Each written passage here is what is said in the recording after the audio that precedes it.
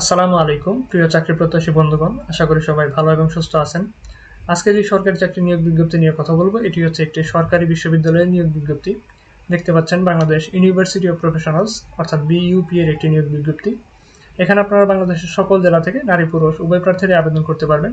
শুধুমাত্র অষ্টম শ্রেণী বা জেএসসি পাস হলে আবেদন করা যাবে। এছাড়াও যারা এসএসসি পাস আছেন অর্থাৎ মাধ্যমিক স্কুল সার্টিফিকেট পাস আছেন তারাও এখানে আবেদন করতে পারবেন।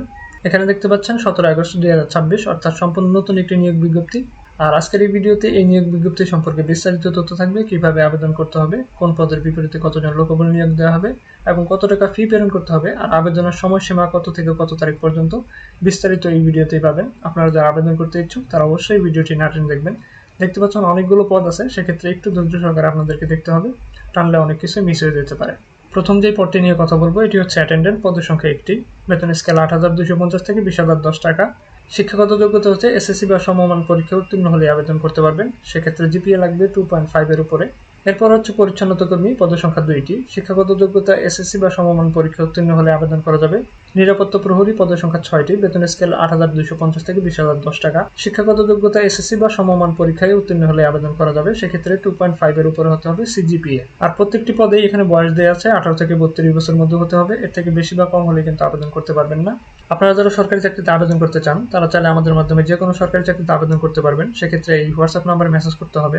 এছাড়াও যারা সরকারি চাকরির প্রস্তুতির জন্য পিডিএফ সাজেশন বা বই নিতে চান তারাও কিন্তু এই হোয়াটসঅ্যাপ নাম্বারে মেসেজ করে জানাতে পারেন। এরপরে হচ্ছে 26 নম্বর পদ, এখানে দেখতে পাচ্ছেন অফিস সহায়ক, পদের সংখ্যা 1টি, বেতন স্কেল 8,250 থেকে 20,010 টাকা। শিক্ষাগত যোগ্যতা এসএসসি বা সমমান পরীক্ষা উত্তীর্ণ হলে আবেদন করা যাবে। সহকারী বাবুর্চি, পদের সংখ্যা 2টি, এখানে আপনারা জেএসসি বা সমমান পরীক্ষা উত্তীর্ণ হলে আবেদন করতে পারবেন, অর্থাৎ অষ্টম শ্রেণী পাশ হলে এখানে আবেদন করা যাবে। 24 নম্বর পদটি হচ্ছে লিফট অপারেটর, পদের সংখ্যা 2টি, বেতন স্কেল 8,800 থেকে 21,310 টাকা। শিক্ষাগত যোগ্যতা এসএসসি বা সমমান পরীক্ষা উত্তীর্ণ হলে আবেদন করা যাবে। ল্যাব অ্যাটেন্ডেন্ট, পদের সংখ্যা 1টি, এখানে আপনারা এসএসসি পাশ হলে আবেদন করতে পারবেন। সহকারী ড্রাইভার, পদের সংখ্যা 2টি, এখানে আপনারা শুধুমাত্র জেএসসি বা অষ্টম শ্রেণী পাশ হলে আবেদন করতে পারবেন। অ্যাসিস্ট্যান্ট ট্রেডম্যান, পদের সংখ্যা 1টি, বেতন স্কেল 9,300 থেকে 22,490 টাকা।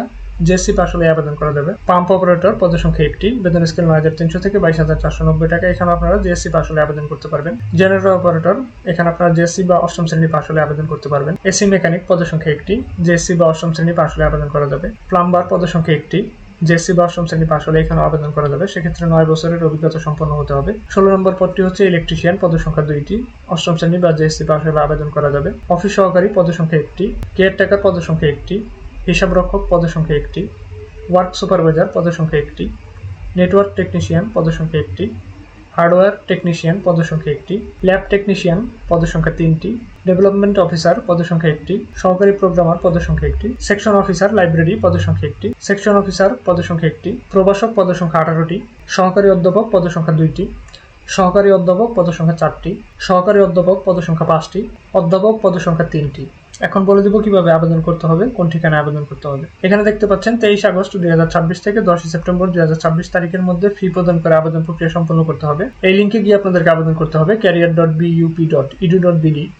ভিডিওটি পজ করে দেখে নিতে পারেন যে কিভাবে আপনাদেরকে পরবর্তী ধাপে আবেদন প্রক্রিয়াটি সম্পন্ন করতে হবে, এখানে বিস্তারিত দেওয়া আছে, আমি আর বললাম না, আপনারা একটু চাইলে পড়ে দেখে নিতে পারেন।